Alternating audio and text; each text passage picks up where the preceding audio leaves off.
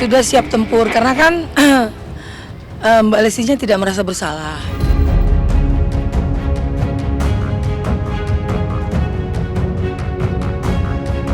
Kita juga masih menunggu, Mbak. Masih belum tahu kapan akan dilakukan proses pemeriksaan.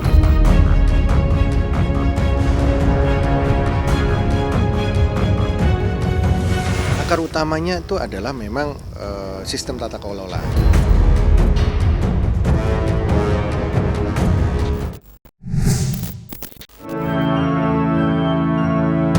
Kasus dugaan pelanggaran hak cipta yang diduga dilakukan penyanyi papan atas Lesti Kejora atas laporan yang dibuat pencipta lagu Yoni Dores 3 bulan lalu sampai kini masih memanas.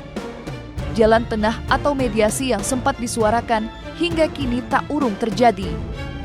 Berembus kabar jika Lesti Kejora menolak adanya perdamaian lantaran merasa nama baiknya sudah tercemar. Di sisi lain, asisten Yoni Dores mengungkap jika Lesti akan segera diperiksa sebagai terlapor usai pemeriksaan saksi tambahan yang kembali diundur. Keenggan Lesti berdamai juga ditanggapi pihak Yoni Dores yang menurutnya siap bertempur di persidangan untuk membuktikan siapa yang benar dan siapa yang salah.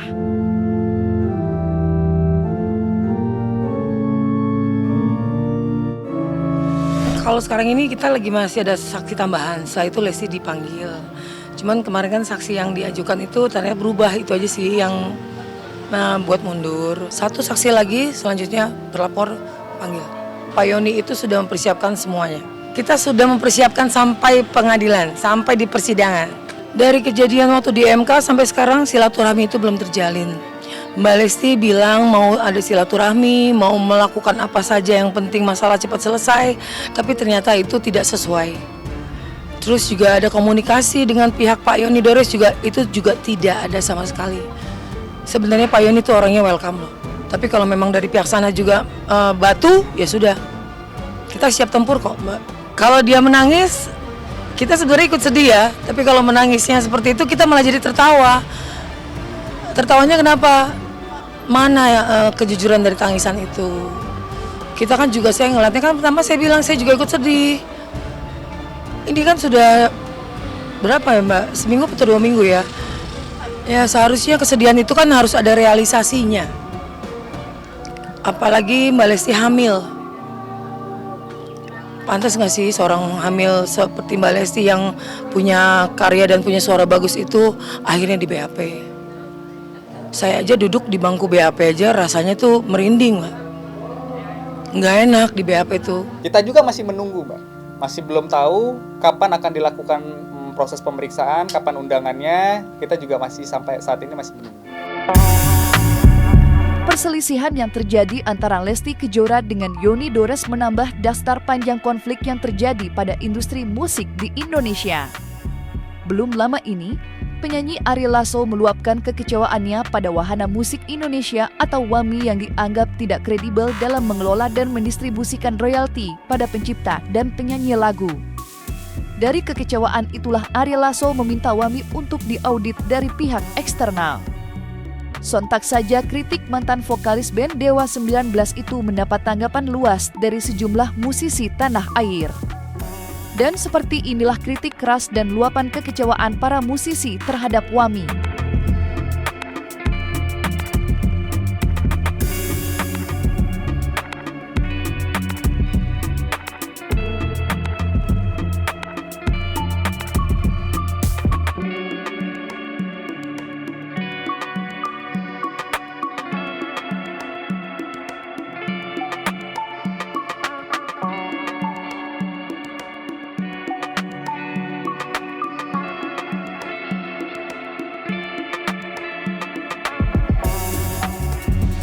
Pak Yoni support banget untuk diaudit. Karena memang, mohon maaf ya, memang kurang apa ya namanya ya kalau disebut ya. Ya mungkin seperti itu ya. Jadi kalau misalkan lagu nih, misalkan ada 10 lagu, 15 lagu, itu pentransferannya tuh nggak tahu ini lagu ini dari berapa, lagu ini berapa tuh nggak ada. Tiba-tiba ditransfer aja langsung misalnya 700.000, 500, 750.000, mungkin 1 juta gitu. Tapi kan nggak tahu. Berarti kalau 10 lagu, 1 lagu 100.000 dong. Oh, Pak Yoni mendukung sekali, mendukung lah. Jadi soalnya belum mencapai keputusan ya. Jadi masih dibahas, didaur ulang. Jadi belum ada. Nanti kalau ada nanti saya hubungin. Intinya trust issue-nya ini udah gede ya. Isu ketidakpercayaan ini udah sangat besar. Jadi menurut saya sudah saatnya LMK dan LMKN ini, menurut saya kalau tidak bisa melaksanakan tugasnya dengan baik, lebih baik dibubarkan. Itu. Dan diganti dengan teknologi dan metode yang baru, atau perlu mungkin dengan kelembagaan yang baru, supaya kelembagaan ini lebih transparan, digitalisasinya jalan, dan semua berkesempatan untuk ngecek penghasilannya berapa sih. Karena selama ini laporan tidak transparan. Royalti ini kan terus berjalan, nggak memberatkan, nggak bikin bangkrut, dikasih yang wajar, yang semua bisa terima, sosialisasi dengan baik, akhirnya nanti pasti semua bisa terima. Kalau sekarang kan akhirnya udahlah gue pakai ini aja, mau pakai musik yang nggak kena copyright gitu. Ada juga teman-teman musisi aja masih banyak yang mau membebaskan lagunya, padahal secara sistem tuh semuanya udah diatur gitu. Itu karena informasinya itu masih belum pada paham semua gitu. Jadi ada baiknya memang kementerian sudah bicara, DJKI juga udah bicara, kita dari visi aksi juga ya terus menyuarakan ini supaya nanti semuanya paham. Begini loh aturannya, yang bayar ini, skemanya seperti ini.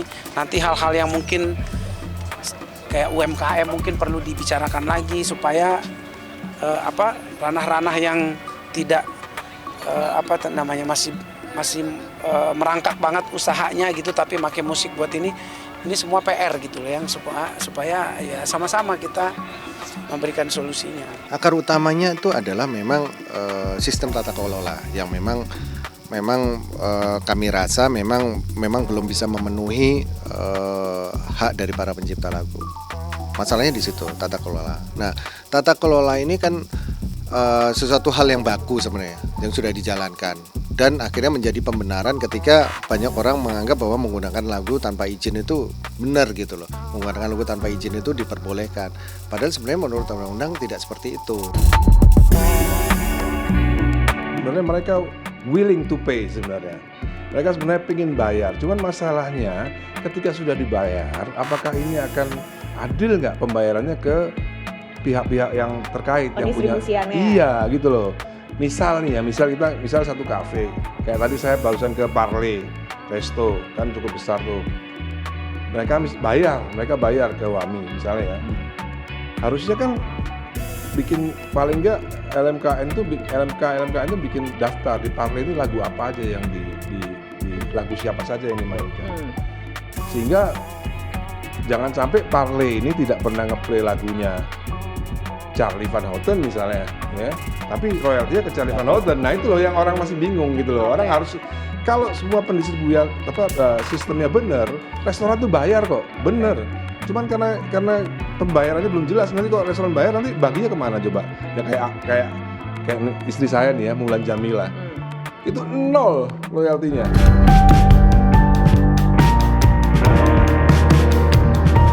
Tidak hanya wahana musik Indonesia yang menjadi sorotan, salah satu komisioner LMKN yang baru dilantik juga tengah ramai menjadi perbincangan usai menyebut jika suara burung yang direkam dan diperdengarkan di ruang publik dapat dikenakan royalti. Sontak saja pernyataan tersebut menuai beragam tanggapan dari sejumlah kalangan. Lantas apa kata Dr. Hengki Solihin selaku konsultan kekayaan intelektual menanggapi hal tersebut?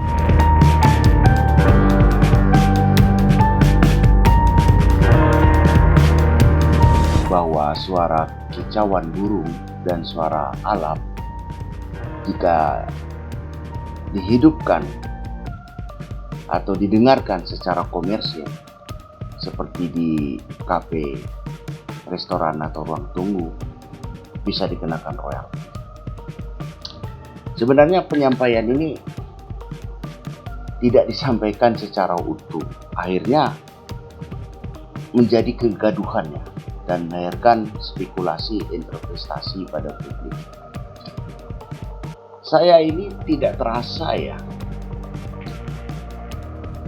hampir 20 tahun jadi atau diangkat sebagai konsultan kekayaan intelektual dan terdaftar pada Direktorat Jenderal kekayaan intelektual atau DJKI dengan pengangkatan berdasarkan Islam. Hak cipta itu adalah hak eksklusif yang timbul secara otomatis berdasarkan prinsip deklaratif. Saya kasih contoh. Misal saya membuat sebuah lagu, saya karang, saya tulis, lalu saya isi musik. Setelah jadi saya upload di media sosial misalnya, atau saya tontonkan, umumkan di publik, maka itulah yang disebut deklaratif dan diberilah perlindungan.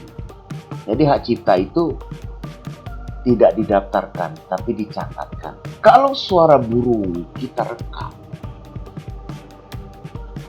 lalu kita deklaratifkan, rasanya tidak rasional kan? Bukankah jenis burung itu atau burung yang memiliki jenis yang sama memiliki suara yang sama? Bukankah itu jauh mereka sudah deklaratif? Mungkin bebarengan dengan alam ini. Itu kan ciptaan, termasuk suara alam. Seharusnya penyampaiannya itu lebih utuh. Mungkin maksudnya begini. Suara alam, suara burung itu bisa menjadi bagian dari hak cipta. Contoh, seseorang membuat karya musik atau karya lagu karena bercerita tentang alam atau tentang burung, maka perlu dimasukkan atau diedit atau dimix bagian suara-suara tadi. Namun di dalam hak cipta itu kan yang menjadi pelindungannya adalah aransemen yang dia buat tadi, tidak suara alaminya di dunia.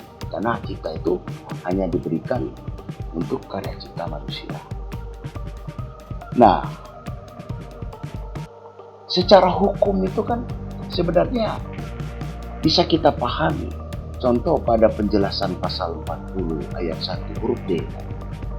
Sudah jelas disebutkan yang dimaksud dengan lagu atau musik dengan atau tanpa tik diartikan sebagai satu kesatuan karya cipta yang bersifat utuh. Jadi harus utuh. Royalti menjadi kata populer di media sosial akhir-akhir ini usai para pengusaha kafe dan restoran enggan memutar lagu lantaran takut dimintai royalti oleh Lembaga Manajemen Kolektif Nasional atau LMKN. Rasa takut itu muncul lantaran tidak hanya dapat dipersoalkan secara perdata, tetapi juga pidana. Lantas seperti apa penjelasan Dr. Henki Solihin mengenai royalti dan peran LMKN yang kini ramai menjadi perbincangan luas di tengah masyarakat?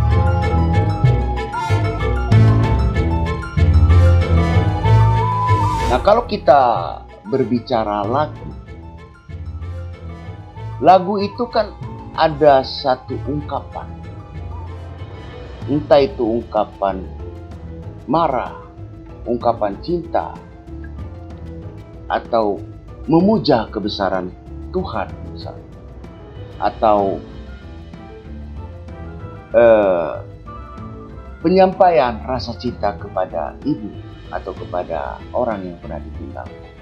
Itu kan lagu. Jadi secara filsafat ya, baik dalam kajian ontologi, epistemologi, atau aksiologi, tentu bisa dipertanggungjawabkan. Kalau kita melihat royalti, maka kita kembali dulu ke peraturan pemerintah nomor 56 tahun 2001.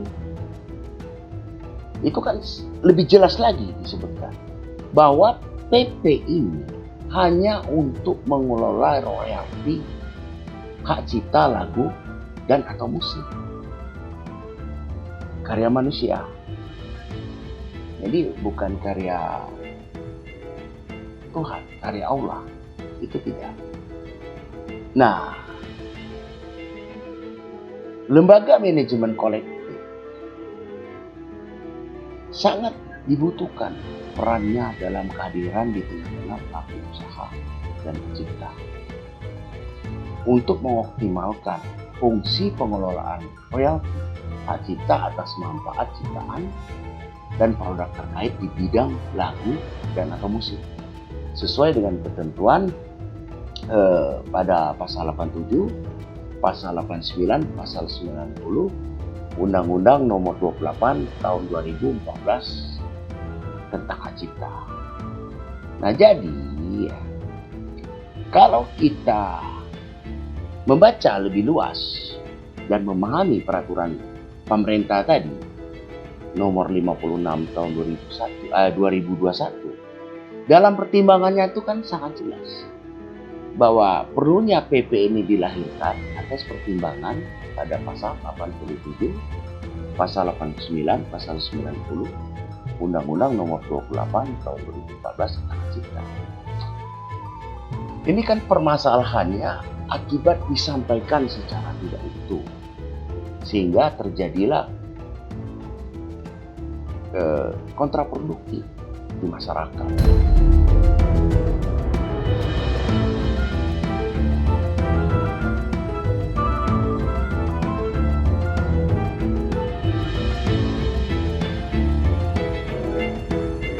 Jangan lupa untuk like, subscribe, dan juga share channel YouTube Cumi Cumi.